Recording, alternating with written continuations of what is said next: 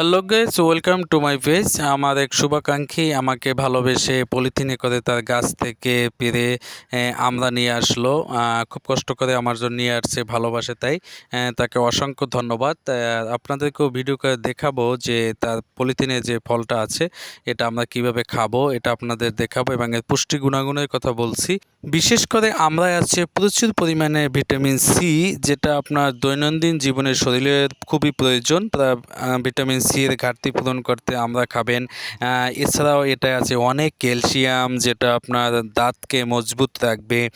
কারো পেটে বদ হজম থাকলে তারা বেশি করে আমরা খাবেন। আর ডায়াবেটিস রোগীদের জন্য খুবই সুখবর, দৈনিক আমরা খাবেন, কারণ এটা ডায়াবেটিসকে নিয়ন্ত্রণে আনবে। বিশেষ করে যারা আমরাকে পছন্দ করেন না, আমি মনে করি আজকের এই ভিডিওটি দেখার পরে অবশ্যই আপনি বাজার থেকে কিনে কিংবা গাছ থেকে পেরে যেভাবেই হোক আপনি আমরা খাওয়ার একটা অভ্যাস তৈরি করবেন।